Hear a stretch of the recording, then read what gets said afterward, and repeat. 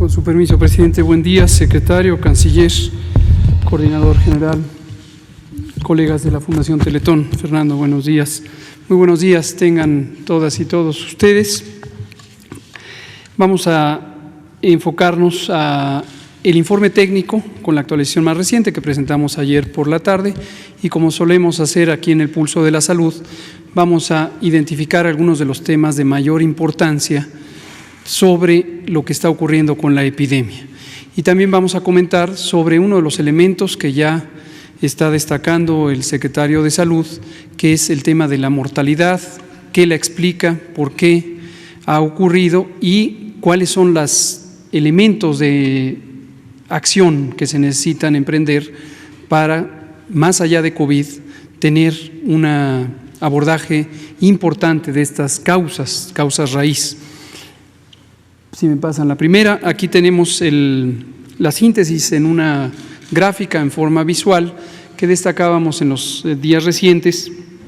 En esta gráfica se muestra los casos confirmados en color ocre, los casos sospechosos en color amarillo. Recordar que estos casos sospechosos son personas que tienen la enfermedad, que tienen los síntomas de la enfermedad, se les ha tomado una muestra para diagnóstico por laboratorio y durante algunos días se está en espera de ese resultado de laboratorio.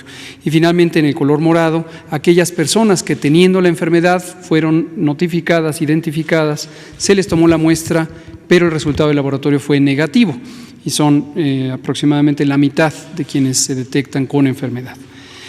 Una de las señales importantes a destacar en esta diapositiva es que por 2 semanas consecutivas, la semana 28 y la 29, se ha tenido una disminución de la cantidad de casos que se registran al día.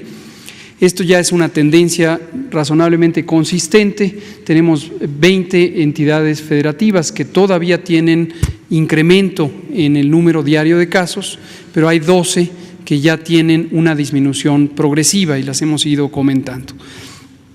Hemos acumulado 44.022 personas que lamentablemente han perdido la vida y se han registrado 395.000 personas que se han confirmado. En la siguiente diapositiva vemos la estimación.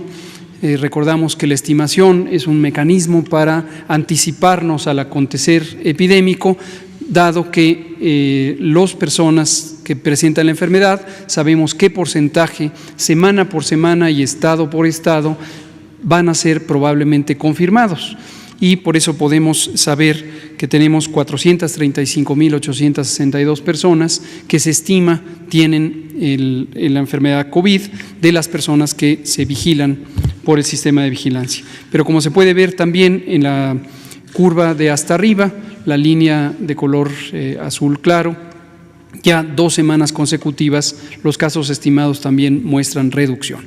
Ojo, alerta, atención, que esto no es garantía en absoluto de que la epidemia va a seguirse comportando de esa manera. Sí y solo si se mantienen las medidas de seguridad sanitaria, se atiende las indicaciones del semáforo de seguridad sanitaria COVID, entonces vamos a lograr que la epidemia vaya por ese curso. Si por el contrario se hace un desconfinamiento demasiado acelerado o el conjunto de la sociedad no mantiene las medidas de precaución, la sana distancia, el lavado de manos, el uso de cubrebocas en espacios cerrados donde no es factible tener sana distancia, el mantenerse en casa cuando se tienen síntomas, entonces sí puede ocurrir que haya rebrotes y repuntes que hemos estado comentando. Es de destacar que 11% de los casos que se confirman y de los casos que se estiman han tenido la enfermedad en los últimos 14 días. Esta es la parte activa de la epidemia. Recordar que el 90% de los 435.000 casos que se muestran en esta diapositiva ya no tienen enfermedad, la tuvieron hace más de 15 días y si no ocurrió lo que es más lamentable, que fallezcan, las demás personas se han recuperado.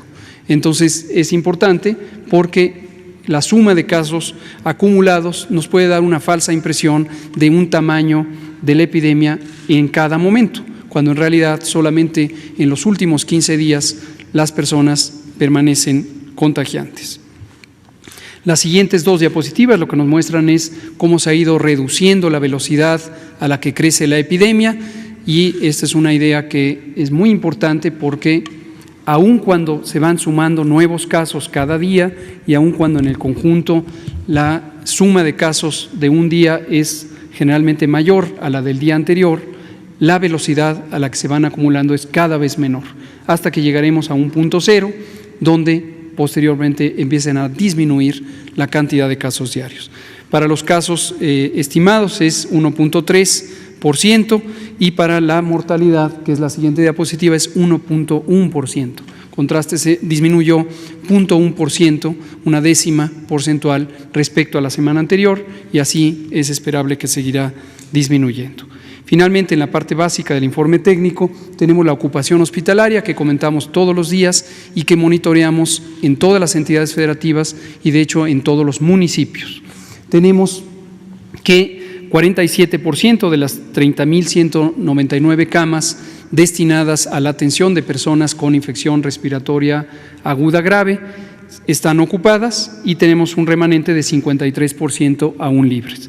En orden de frecuencia, las entidades federativas tienen distintas proporciones de ocupación y se muestran en la diapositiva. Nuevo León en este momento es la que tiene más ocupado su sistema de salud por personas que padecen COVID. Esto no es sorprendente porque Nuevo León está en este momento en la fase ascendente de la epidemia, entró más tarde que el resto de las entidades federativas, cerca de 5 semanas posterior a otras entidades. Sigue Tabasco, Coahuila, Veracruz y los estados que se muestran en la diapositiva. Y en la última podemos ver que 38% de las camas destinadas a personas críticamente enfermas, es decir, personas que necesitan ventilación mecánica, se encuentran ocupadas, con un 62% todavía disponible de las 9.936 camas que se han ido agregando. Y lo mismo Nuevo León, seguida de Tabasco, Puebla, Colima y Veracruz, es el orden de frecuencia de esta ocupación hospitalaria. Ahora, el segundo elemento que nos interesa dar a conocer lo tomamos de la conferencia de prensa vespertina del jueves pasado, en donde nuestro colega, el doctor Ruy López Ridaura, especialista en epidemiología nutricional, nos mostró en síntesis el impacto de las enfermedades crónicas, sobre todo cardiometabólicas, sobre la mortalidad COVID, para recordarnos la importancia de enormes epidemias de estas enfermedades que México tiene desde hace muchos años. Recordar que hace 4 o 5 años ya se había declarado formalmente a la diabetes y a la obesidad como emergencias epidemiológicas. Emergencias epidemiológicas fueron declaradas formalmente, y lo que posiblemente quedó pendiente es las acciones necesarias para enfrentar estas epidemias. Hoy que tenemos la epidemia de COVID, y no solo en México, sino en el mundo entero, se ha podido documentar de manera muy consistente con métodos de análisis epidemiológico muy robustos que estas enfermedades, las cardiometabólicas, hipertensión, diabetes, obesidad y otras que a continuación mencionaré, están causando la mayor contribución de mortalidad por COVID. Entonces se agrega una enfermedad emergente de carácter infeccioso sobre epidemias no infecciosas que ya existían en el mundo, y entonces los mayores estragos ocurren en ese segmento de la población que desafortunadamente padece estas condiciones crónicas. Y eso requiere de una atención dirigida, ya lo requería porque son un contribuyente muy importante de la mortalidad general, como lo veremos a continuación, pero nos lo pone de manifiesto el COVID. Justamente ayer en el Reino Unido, el gobierno del Reino Unido comentaba también sobre la intención de abordar frontalmente este problema de las enfermedades crónicas con distintas campañas que ayuden a modificar los hábitos alimentarios, porque también en el Reino Unido y varios otros países las enfermedades crónicas son una importante causa de mortalidad. Ahora, México es uno de los países del mundo entero que ha tenido las más importantes epidemias de sobrepeso, obesidad, diabetes, enfermedad cardiovascular en todo el mundo. Hemos sido por varios años ya sea el primero o el segundo de los países con las mayores prevalencias de obesidad y sobrepeso. Seguimos siendo el primer país en prevalencia de obesidad infantil, con 35% de los niños y adolescentes teniendo sobrepeso o bien obesidad. Primer país del mundo en la niñez y en la juventud. Regresando al tema de COVID y relacionándolo con esto, podemos ver en forma panorámica en esta diapositiva cuál es el lugar que ocupa México en comparación con otros países en términos de la mortalidad medida de la manera que debe medirse, que es de acuerdo a la población. Entonces, la mortalidad por 100,000 personas, México tiene 64%, 32.6%, por 100,000 habitantes, comparado con otros países que se muestran ahí en la diapositiva. Esto es importante para poner en contexto cuál es la realidad mexicana. En todo momento las comparaciones tienen sus elementos a considerar y obviamente en el caso de una enfermedad emergente tiene mucho que ver también con la velocidad a la que fueron ocurriendo las epidemias. Y hemos destacado una y otra vez y mostrado la evidencia correspondiente cómo fue crítico haber abordado esta epidemia de manera muy temprana con medidas masivas de mitigación que permitieron reducir la velocidad de los contagios. Y esto es el fenómeno que una y otra vez se ha mencionado de aplanamiento de la curva. Es una comparación de la curva que hubiéramos podido tener, una curva epidémica con una gran cantidad de casos por día. No la tuvimos porque hicimos acciones de mitigación muy tempranamente y hemos tenido una epidemia lenta, pero desde luego larga, porque es la consecuencia de reducir la velocidad de los contagios. En la siguiente diapositiva lo que vemos es qué lugar ocupamos en América, todo el continente, no solo América Latina, sino todo el continente, y ocupamos el quinto lugar en mortalidad con este 32.6 por 100,000 habitantes. La mortalidad en México contrasta con la de otros países vecinos. La siguiente.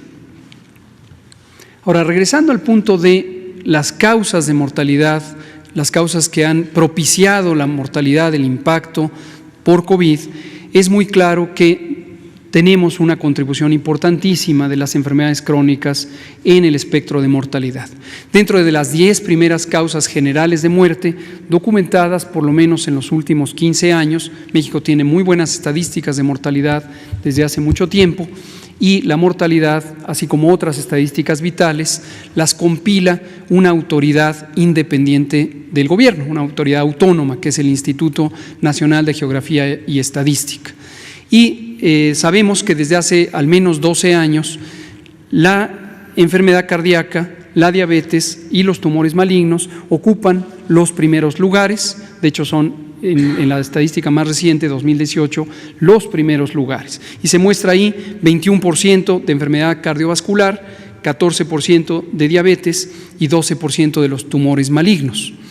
Estas tres enfermedades, a su vez, están relacionadas con hábitos de vida y con, de manera particular, hábitos alimentarios. Lo que comemos nos está causando una contribución importantísima de este panorama epidemiológico. Otras enfermedades crónicas aparecen ahí en el horizonte y la número 8 es la neumonía e influenza, que es una enfermedad infecciosa, pero que contribuye importantemente también a la mortalidad general desde hace muchos años. Suele ser la séptima, la sexta, a veces la octava o la novena. Es de destacar también que esta influenza y neumonía en parte es la mortalidad directamente causada por las infecciones respiratorias agudas graves y en parte es la contribución también de las enfermedades crónicas porque el sustrato es el mismo, los antecedentes de las personas que lamentablemente fallecen por influenza y neumonía todos los años es exactamente lo mismo: enfermedad cardiovascular, obesidad, diabetes. La siguiente diapositiva lo que nos muestra es la proporción, el porcentaje de personas que han fallecido por COVID. Aquí hicimos el corte hasta el 23 de julio, fecha en que presentamos inicialmente esta información, y 73% de las personas tienen al menos una enfermedad, al menos una comorbilidad. ¿Cuáles son estas? En 67% son diabetes, hipertensión, obesidad o enfermedad cardiovascular como las determinantes.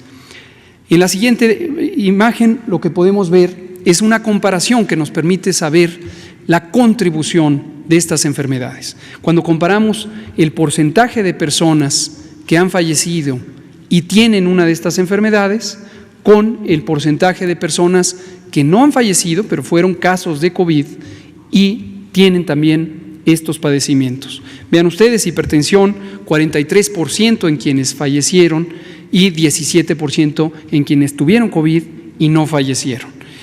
Esto es también el caso de diabetes, 38 contra 17%, obesidad, 25 contra 18%, enfermedad renal crónica, 7 contra 2%, enfermedad pulmonar obstructiva crónica, que es lo que quiere decir EPOC, 5 contra 2%, y la enfermedad cardiovascular, 5 contra 1%.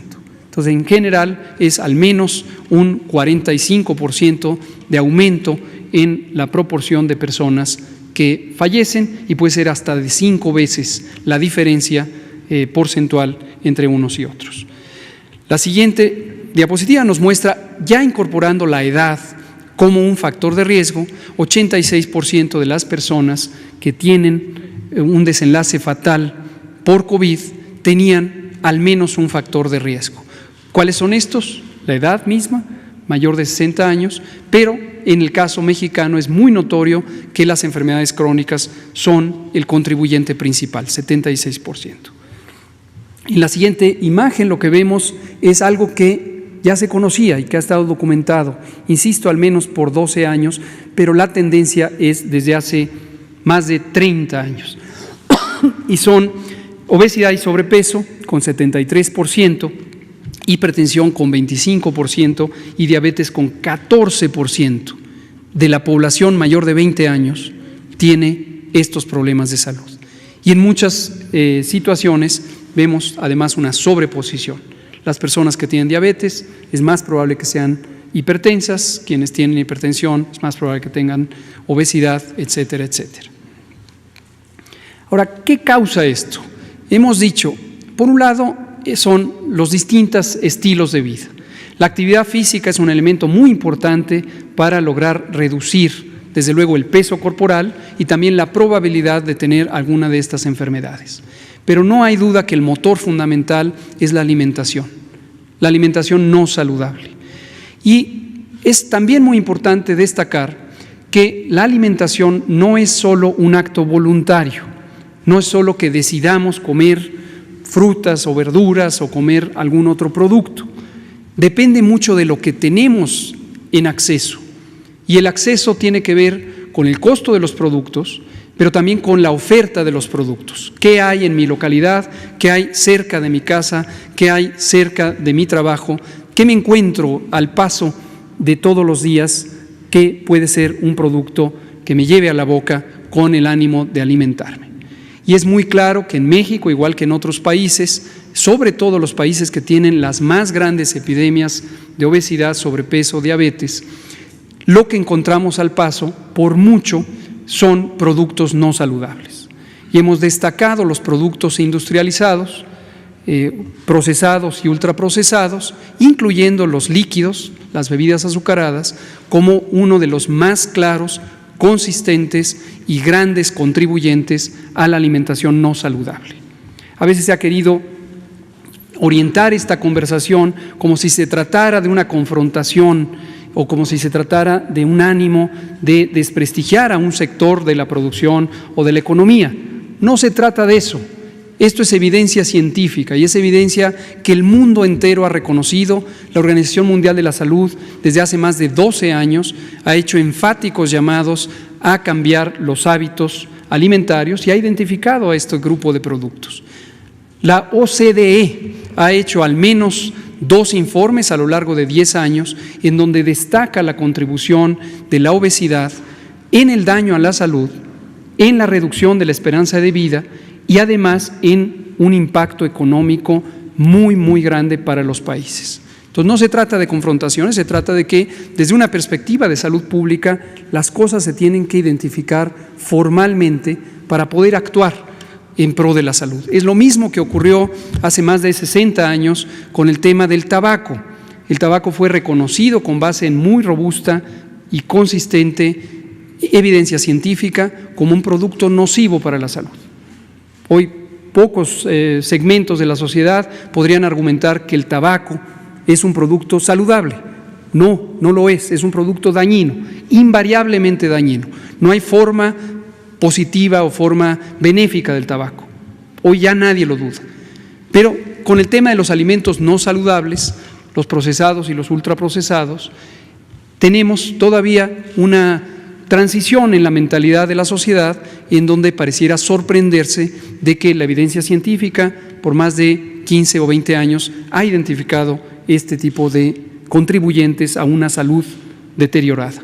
Lo que vemos en la siguiente diapositiva es evidencia de un artículo científico en el que participaron investigadoras e investigadores mexicanos con otros grupos académicos de muy alta capacidad, que muestra de manera directa la estimación de cuánto contribuyen las bebidas azucaradas, el consumo de bebidas azucaradas, a la mortalidad en México. Este artículo fue publicado antes de COVID, fue publicado en diciembre de 2019 en una revista de alto impacto científico, y lo que muestra es que 7% de la mortalidad en México se asocia con el consumo de bebidas azucaradas. ¿De qué manera? Porque estas bebidas contribuyen a causar enfermedad cardiometabólica, diabetes y enfermedad cardiovascular. ¿Cuánto es esto? ¿Cuánto es 7%? Es 40.842 muertes que cada año ocurren asociadas con el consumo de bebidas azucaradas. Eso es algo muy importante a considerar. Ahora, ¿qué estamos haciendo en el Gobierno de México para enfrentar esto? Justamente, y conociendo que otros gobiernos recientes habían identificado formalmente esto como una epidemia, como una emergencia epidémica, tanto la diabetes como la obesidad, decidimos concretar las intervenciones que deben ejecutarse. Hay planteamientos de la Academia Nacional de Medicina, del Instituto Nacional de Salud Pública, de la Universidad Nacional Autónoma de México, desde hace varios años, sobre cuál sería una ruta crítica de intervenciones del Estado para disminuir el impacto de estas enfermedades y prevenirlas. Entonces, el 14 de febrero de 2019, el doctor Alcocer, secretario de Salud, estableció, junto con otras instituciones, el Grupo Intersectorial de Salud y Alimentación, se llamaba así en ese momento. Este fue avanzando, se incorporaron varias otras instituciones que están en la diapositiva en la parte de abajo. Noten que incluye organismos internacionales muy relevantes como UNICEF, la FAO y desde luego la Organización Panamericana y Organización Mundial de la Salud. Noten también que son solo instituciones académicas y también organismos sociales y que pretenden trabajar de manera conjunta para enfrentar los determinantes estructurales de esta epidemia. Y este grupo hoy se llama GISAMAC, Grupo Intersectorial de Salud, Alimentación, Medio Ambiente y Competitividad Económica, porque son aspectos que están interrelacionados unos con otros. La meta es lograr un sistema agroalimentario justo socialmente, saludable, sostenible en términos ambientales y competitivo económicamente, en la medida que la capacidad económica también deriva de la sostenibilidad en los otros aspectos. Y lo segundo es transformar nuestro Sistema Nacional de Salud. Hemos hablado varias veces del modelo referencial que es la atención primaria de la salud, modelo que ha sido durante 40 años enfáticamente recomendado por la Organización Mundial de la Salud y diversos organismos tanto nacionales como internacionales, de manera consecutiva. A lo largo de 40 años se ha enfatizado en esto. Y el 9 de abril del año pasado tuvimos aquí en México el privilegio de que se hiciera la presentación del informe sobre atención primaria de la salud, precisamente 40 años después de que empezó a señalarse esto, con una visión contemporánea de cómo debería ser este sistema. Y en la última diapositiva quiero mostrarles ya intervenciones concretas que están articuladas con base en esta visión de Estado sobre políticas de salud relacionadas con lo demás. La meta general es lograr una alimentación saludable, pero como enfatizamos, eso no depende solamente de persuadir a las personas que decidan tener otro modelo de alimentación, depende de transformar las condiciones que le permiten o no a las personas tener acceso a los productos saludables. Y es de destacar la biodiversidad que tiene México, que brinda un potencial enorme para tener productos de alimentación autóctonos, que son muy ricos en sus características nutricionales y que podrían facilitar que en México tuviéramos en el plato una alimentación saludable a precios razonables y que nos permitieran cambiar nuestro modelo de alimentación. La primera de estas intervenciones fue la política de los etiquetados frontales de alimentos, los etiquetados claros, que empiezan ya formalmente el 1 de octubre en todos los productos procesados, para alertar a los consumidores y consumidoras sobre el exceso de sal, el exceso de azúcar, el exceso de grasas y el exceso de calorías, que son los 4 componentes fundamentales que en exceso contribuyen con la mitad de la mortalidad en México.